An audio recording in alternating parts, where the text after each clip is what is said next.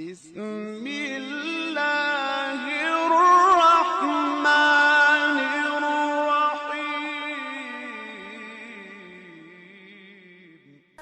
د رسول اکرم صلی الله علیه وسلم د جلیل القدر صحابه و کرامو څخه یو لوی سپهسالار او یو وچت صحابي حضرت عبدالرحمن بن عوف رضی الله تعالی عنه.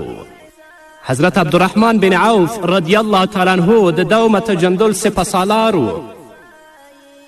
هغه مبارک چې کله مدینې منورې ته هجرت وکړ نو بلکل مفلس او تشلاسی و. تر دې چې پرته له لباس او پرته د جامو ورسره نور هیڅ شی نه و. رسول اکرم صلی الله علیه وسلم د دینی ورورولي له سعد بن ربیع انصاري رضی الله تعالی عنه سره جوړه کړه. سعد بن ربیع انصاري رضی الله تعالی عنه په خوشحالي او په پراخه ټنډه هغه ته هرکلی ووایه. ورته وی فرمایل زه په مدینه کې تر ټولو زیات شتمن یم. الله رب العزت پر ما فضل او کرم کړی دی. په دې وخت کې زه 2 باغونه لرم او 2 میرمنې هم لرم. په دې باغ کې چې د عبدالرحمن کم باغ خوښ وي زه یې ورته بخم او همداراز یوې میرمنې ته طلاق ورکوم چې له عدت پوره کېدو وروسته د حضرت عبدالرحمن بن عوف رضی الله تعالی عنه سره واده وکړي. سبحان الله، څومره لویه قرباني چې د انسانیت په تاریخ کې به دومره لویه قرباني نه وي لیدل شوې. بل لور ته د عبدالرحمن بن عوف رضی الله تعالی عنه غیرت دا ونه منله چې د خپل دینی ورور دا وړاندیز قبول کړي، بلکې سعد بن ربیع انصاري رضی الله تعالی عنه ته وفرمایل الله رب العزت دې ستا په مال او شتمنۍ کې برکت واچوي. ما ته یوازې د ښار د کاروبار ځای وښایه، زه په خپل لاس مزدوري کوم، زه نه غواړم چې د بل چا په اوږو بار شم.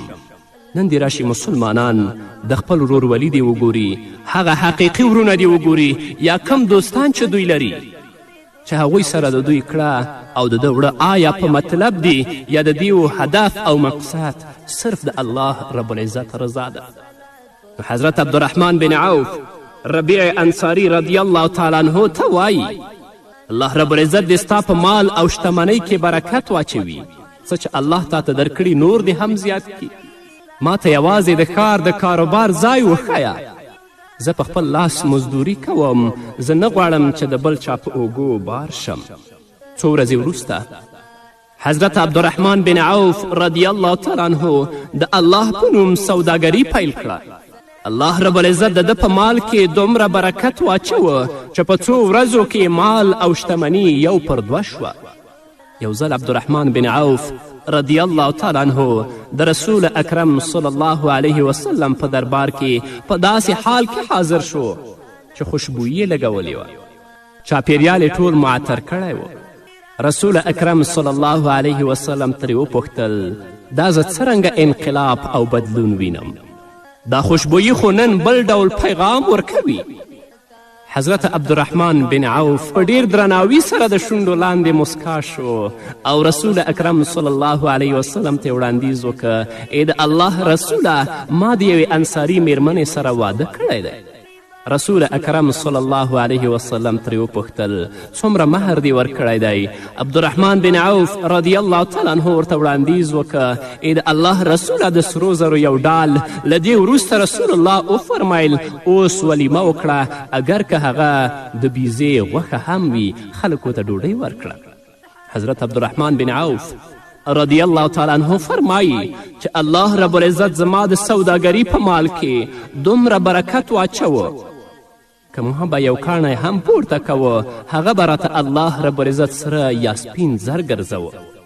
مطلب برکت دی، ځکه د هغه په زړه کې اخلاص و، د هغه په زړه کې صداقت و او د خپل د مال زکات یې ورکوه، نو الله رب العزت د هغه په مال کې دومره برکت اچولی و. حضرت عبدالرحمن بن عوف رضی الله تعالی عنه له سوداګري او تجارت پرته د بزګري کار هم پیل کړ. یوه ورځ له غلې او دانې څخه ډک او بار اوس و اوښان یو ځای مدینې منورې ته داخل شول. چې ځمکه یې وخوځوله ام المؤمنین حضرت عایشه رضی الله عنها پوښتنه وکړه چې نن ورځ ځمکه بل ډول آواز پورته کوي چې څه لامل دی؟ چا ورته ځواب ورکه چې د عبدالرحمن بن عوف رضی الله تعالی عنه د 700 اوښانو کاروان مدینې منورې ته راورسېده. ام المؤمنین حضرت عایشې رضی الله عنها چې کله د حضرت عبدالرحمن بن عوف رضی الله تعالی عنه نوم واورېده نو ویې فرمیل ما له محمد رسول الله صلی الله علیه وسلم څخه یو ورځ اورېدلي چې عبدالرحمن بن عوف به په ټوپونو او منډه جنت ته داخل شي. چا دا خبره حضرت عبدالرحمن بن عوف رضی الله تعالی عنه ته ورسوله. کله چې حضرت عبدالرحمن بن عوف رضی الله تعالی عنه دا خبره واورېده د دې خبرې په اورېدو بې اختیاره په خندا شو چې له خوشحالي څخه په جامو کې نه ځایېدو. تر ټولو لومړی د ام المؤمنین حضرت عایشې رضی الله عنها په خدمت کې حاضر شو او وړاندیز یې وکړه مورجانې آیا تا په خپله د رسول اکرم صلی الله علیه وسلم له خولې دا خبره اورېدلې وه چې زما په هکله دې د جنت د داخلېدلو زیری ورکړو؟ د مؤمنانو سپېڅلې مور حضرت عایشې رضی الله عنها ورته وفرمیل هو ما د رسول الله نه دا خبره اورېدلې وه چې هغه به ویل چې عبدالرحمن بن عوف به په منډه او په ټوپونو جنت ته داخل شي. عبدالرحمن بن عوف له حده زیات خوشحاله شو او وی فرمیل مورجانې ما نن ورځ پر همدې خوشحالي د سوداګري ټول مال او متاع له اوښانو سره یو ځای د مسلمانانو د سوکالي لپاره د الله په لاره کې وقف کړل. هغه 700 اوښان چې د غلې او دانې نه بار ول مدینې منورې ته راغلل. حضرت عبدالرحمن بن عوف چې دا د خوشحالي خبره واورېدله اوښان یې سره د دانو ټول د الله رب العزت په لاره کې وقف کړل. سبحان الله، څومره ښکلې جذبه او څومره ټینګ ایمان و چې د سوداګرو او د نن ورځ د تجارانو لپاره یو ژوندی مثال دی.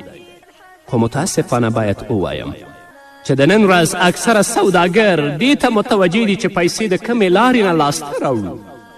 په هغوی کې د حرامو او د حلالو تفکیک او تمیز د سره نشته. د الله حقوق خو پرېږده چې هغه د الله په لاره کې مصرف کړي، کوم د الله حق دی د دوی په مال کړي. د صحابه و کرامو رضوان الله تعالی علیهم اجمعین ټول ژوند د الله لپاره و چې الله زموږ نه راضي شي. هغوی په خپل محدود ژوند کې د الله رضا لټوله، دنیا او جایدات و مال نه لټوه. نو نن ورځې هم سوداګر او تجار رونه په دې باندې پوه شي که دا مال تاسې د الله په لاره کې مصرف نه کړئ او د سمې لارې نه لاسته را نه وړئ، دا مال به په آخرت ورځ کې ستاسو په غاړه کې مار او اژدهار پروت وي او تاسو به چیچي او دا به درته وایي چې انا مالک و انا کنزک، زه ستا مال او ستا خزانه یم. خپل مال د خپل د ځان او د اولاد د بربادي او د بېعزتي سبب مه جوړوئ، بلکې خپل مال د ځان او د خپل د اولاد د عزت او د نجات اسباب او لامل جوړ کړئ. د الله په لاره کې ولګوئ. مسکینانو، یتیمانو، بېوزلو سره مرستې وکړئ. دا نه چې د هغو حقونه نور هم غصب کړئ او تر پښو لاندې کړئ. حضرت عبدالرحمن بن عوف رضی الله تعالی عنه د اسلام له پی څخه د ژوند تر وروستۍ دمه خپل مال او پانګه د الله رب العزت په لاره کې قربان کړه، خو له دې سره سره یې خپلو وارثانو ته هم شتمني او پانګه پرېښوده. د حضرت عبدالرحمن بن عوف رضی الله تعالی عنه 4 میرمنې وې چې هر یوې میرمنې ته یې 80 زره دینار ورسېدل. کله چې هغه مبارک له نړۍ رحلت وکړه نو ډېره ځمکه، زر، اوښان، 100 اسونه، 3 زره میږې او بیزې د ده ځایي ملکیت و. سره د دې چې د الله په لاره کې دی هم هر وخت د خپل مال وقف کوه، خو الله رب العزت د ده په مال کې کمښت نه راوسته، بلکې الله به د دې مال نور هم زیات کړ. یو ځل حضرت عبدالرحمن بن عوف رضی الله تعالی عنه روژه و. د روژه ماتې پر وخت ورته ډوډۍ په مخ کې کیښودل شوه. هغه مبارک چې کله ډوډۍ ولیدله نو په سترګو کې اوښکې راغلې او ویې فرمایل مصعب ابن عمیر رضی الله تعالی عنه له ما څخه ډیر غوره و. د مکې ښایسته ځوان و، په مکه کې تر ټولو نه مالدار و چې د ورځې به یې د 200 دینارو جامې اغوستلې. کله چې هغه شهید شو نو د هغه لپاره د کفن ټوټه نه وه، صرف د هغه مبارک یو لنډ څادر و. که سر به یې پرې پټولو نو پښې به یې لوڅېدلې او که پښې به یې پرې پټولې نو سر مبارک به یې لوڅېده. خو اوس دنیا زموږ لپاره پراخه شوه. ما ته اندېښنه ده چې دغه ټول نعمتونه ما د آخرت له ابدي ژوند او نعمتونو څخه بې برخې نه کړي. او بیا یې له آهونو او فریادونو سره خپله ژړا بدرګه کړه او ډیر وژړېده، تر دې چې ډوډۍ هم پر ځای پرېښودله او څه یې ونه خوړل. هغو سره دا درد و، هغو سره دا غم و. خو موږ سره کله هم دا فکر پیدا نشه. ځینې شتمن ورونه په دې ټولنه کې دي چې هغه د پلار او د نیکه نه شتمن پاتې دي. خو ځینې داسې هم کسان شته دی چې 10 کاله یا 15 کاله مخکې هغوی د خوراک لپاره څه نه پیدا کول، او نن ورځ د هغو مال او د هغو شتمني ټول ځایونه راچاپیر کړي دي، خو د خپل اصلي حالت کله هم په فکر کې نه ګرځئ چې زه څنګه وم او الله رب العزت څنګه کړم، آیا د الله شکر ادا کړم او که په کبر و غرور کې د خپل ژوند تیر کړم. حضرت عبدالرحمن بن عوف رضی الله تعالی عنه ته د حضرت مصعب بن عمیر رضی الله تعالی عنه هغه کفن ور یادیږي. مبارک روژه نه ماتوي او په خپلو آهونو او فریادونو سره خپله ژړا بدرګه کوي. یوه ورځ همداشان بې اختیاره په ژړا شو او اوښکې له سترګو وڅڅېدې. چا ترې پوښتنه وکړه تاسې ولې دومره خواشیني یاست او جاړئ؟ آیا تاسې له کوم کړاو او مصیبت سره مخامخ شوي یاست؟ ولې مخ مړاوی شوی دی؟ نو حضرت عبدالرحمن بن عوف رضی الله تعالی عنه ځواب ورکه، رسول اکرم صلی الله علیه وسلم له دنیا څخه په داسې حال کې رخصت شو چې د ده د بیبیانو په کور کې د اوربشو ډوډۍ هم نه تر سترګو کېده. یو زه یم چې د مال په ازموینه کې راښکیل یم، معلومه نه ده چې زما وروستی پایله به څه وي. هغوی د الله نه ویرېدل. هغوی سره د آخرت غم و چې یو ورځ به الله موږ په خپل حضور کې دروي او الله رب العزت به زموږ نه پوښتنه کوي. خو کله دا غم زموږ سره پیدا نشو. الله دې په موږ رحم وکړي. نور به مو قدرمنو اورېدونکو خود یوې دمې نه وروسته سید الکونین حبیبا فخر دو جهانا، سید الکونین حبیبا فخر دو جهانا، الصلاة والسلام پتا نبی سلطانا، الصلاة والسلام پتا نبی سلطانا، سید الکونین حبیبا فخر. قدرمنو اورېدونکو بیا هم زموږ سلامونه او نیکې هیلې ومنئ. د سوداګري او بزګري سره سره حضرت عبدالرحمن بن عوف رضی الله تعالی عنه د جهاد له ډګر څخه هم لرې نه و پاتې شوی. د بدر په غذا کې عبدالرحمن بن عوف رضی الله تعالی عنه خپله میړانه دومره وځلوله چې د خطرناک دښمن عمیر عثمان بن کعب سر یې له تنه قلم که. هغه په خپله د بدر د غذا یوه زړه راښکونکې پیښه بیانوي چې زه په یو ځای کې په سوچ او فکر کې ولاړ وم. زما څنګ ته 2 تنه انصاري ځوانان راغلل. دواړه د یو بل حقیقي ورونه ول. د یو نوم معاص او د بل نوم معوذ رضی الله تعالی عنهما.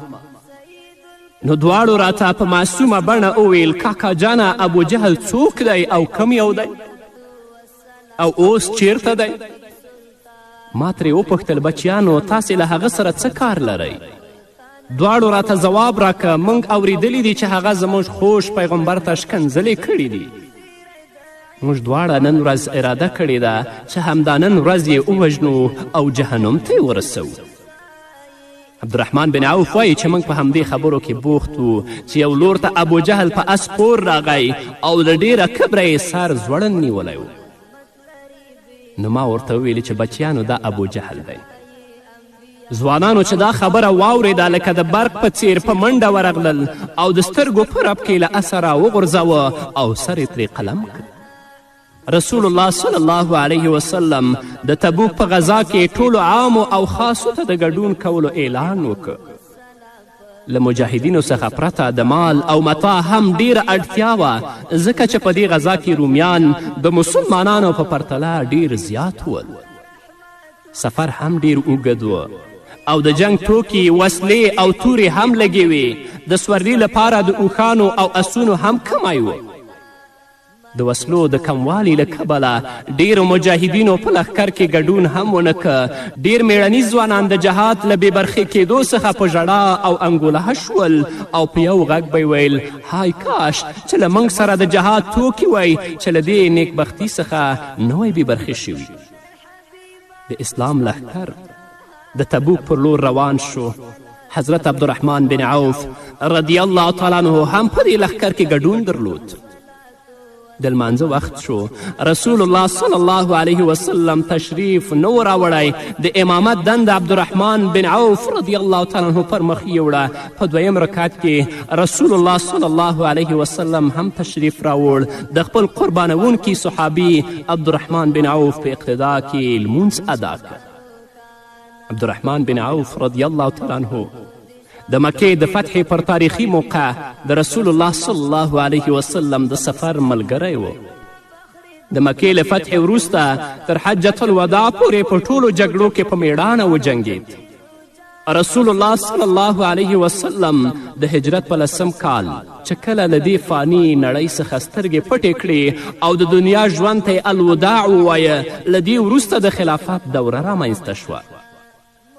په دې دوره کې عبدالرحمن بن عوف رضی الله تعالی عنه بې شمیره بنسټیز ګامونه پورته کړل. تر ټولو لومړی د خلافت چارې د ابابکر صدیق رضی الله تعالی عنه پر غاړه شوې.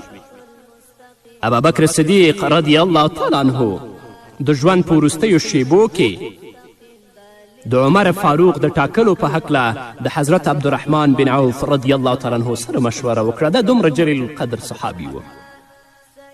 او امیر المؤمنین عمر فاروق رضی الله تعالی عنه چې کله په لمانځه کې د تورې ګزار وخوړ او له درده بېهوشه پرېوت، نو پاتې لمونځ عبدالرحمن بن عوف رضی الله تعالی عنه ادا کړ. او بیا یې له دې وروسته عمر فاروق رضی الله عنه راپورته که او کور ته یې ورساوه.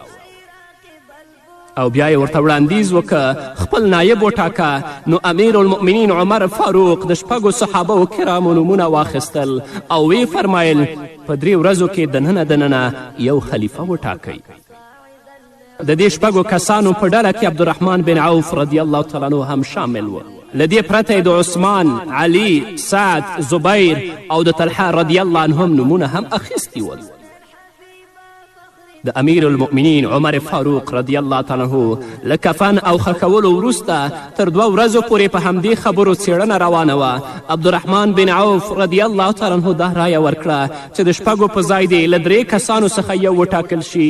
لنډه دا چې ټولو په یوه رایه عثمان بن عفان رضی الله تعالی عنه ته د خلافت چارې ورسپارلې او د ټولو حاضرو خلکو په مخ کې اعلان وکړ او د بیعت لاسونه یې ورکړل.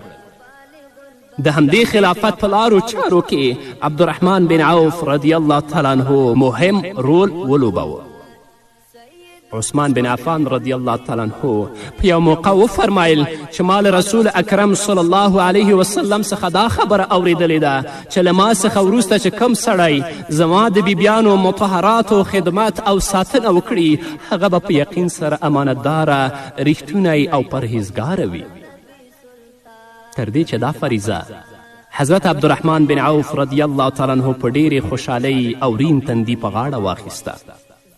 د حج په سفرونو کې به عبدالرحمن بن عوف رضی الله تعالی عنه د سپېڅلو میندو لپاره د سفر توکي او سورلي برابرولې او د دوی هر ډول حفاظت به یې کوه څو د دوی د دعاګانو شرف او ویاړ ور په برخه شي.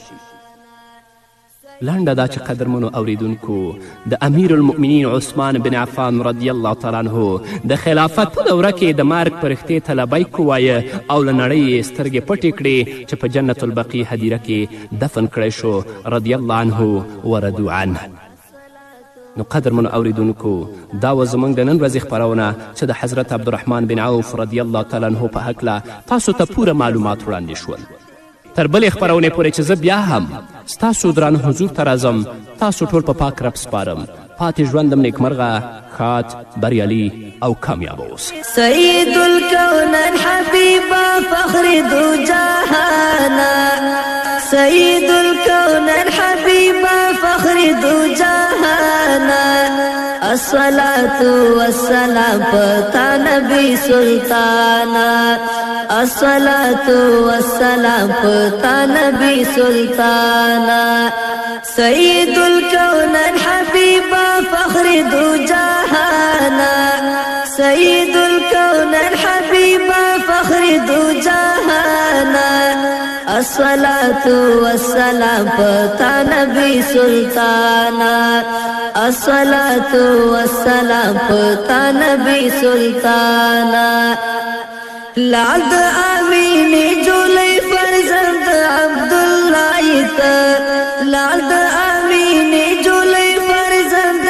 عبداللہ تا ذریات اعلی نسب ہاشمی جانانا ذریات اعلی نسب ہاشمی جانانا سید الکونین حبیبا فخر دو جہانا سید الکونین حبیبا فخر دو جہانا الصلاة والسلام پتا نبی سلطانا الصلاة والسلام پتا نبی سلطانا دعا د ابراہیم خلیل او زیر د عیسائی دعا د ابراہیم خلیل او زیر د عیسائی مقتدائی انبیاء عظمت لری لوی شانا مقتدائی انبیاء عظمت لری بیشانا مقتدائی انبیاء عظمت لری لوی شانا سید الکونین حبیبا فخر دو جہانا سید الکونین حبیبا فخر دو جہانا الصلاة والسلام پتا نبی سلطانا الصلاة والسلام پتا نبی سلطانا سمر رحمتنا راحتنا دیرا وڑتا سمر رحمتنا راحتنا دیرا وڑتا مرحبا اے مصطفی قربان دل احسانا مرحبا